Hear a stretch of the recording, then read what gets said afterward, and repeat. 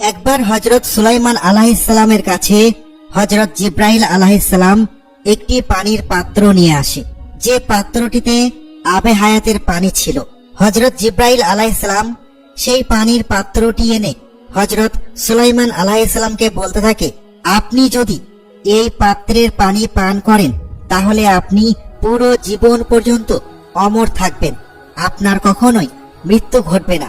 এই আবে হায়াতের পানির এতটাই গুণাগুণ রয়েছে যে একবার যে পান করবে সে অমর থাকবে।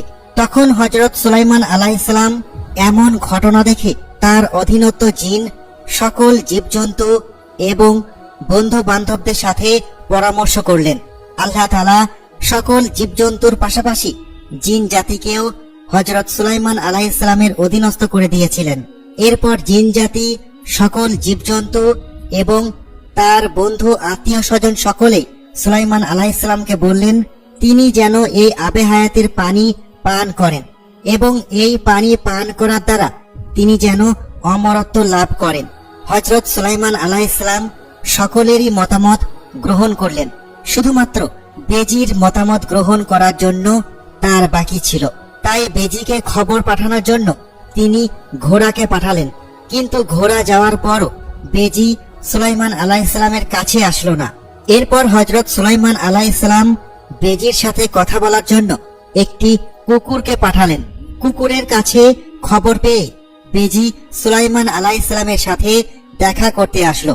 যখন বেজি সুলাইমান আলাইহিসসালামের সাথে কথোপকথন করার জন্য আসলো, তখন সুলাইমান আলাইহিসসালাম তাকে প্রশ্ন করে বলল, আমি মানুষের পরে সবচেয়ে বুদ্ধিমান প্রাণী ঘোড়াকে তোমার কাছে পাঠালাম, তুমি তার ডাকে সাড়া দিয়ে আমার কাছে আসলে না, বরং আমি যখন তোমাকে সবচেয়ে নিকৃষ্ট মানের পশু কুকুরকে তোমার কাছে পাঠালাম তখন তুমি তার কথা শুনে আমার কাছে আসলে, এমনটা কেন? তখন বেজি হযরত সুলাইমান আলাইহিসসালামের প্রশ্নের উত্তর দিল, আসলে ঘোড়া মানুষের মতো বুদ্ধিমান হলেও সে কিন্তু কৃতজ্ঞ প্রাণী নয়, বরং কুকুর একটি নিকৃষ্ট প্রাণী হওয়া সত্ত্বেও একবার কোনো কুকুরকে কেউ যদি কোনো কিছু খেতে দেয় কিংবা পোষ মানায় তাহলে সে সারা জীবন তার গোলামি করে।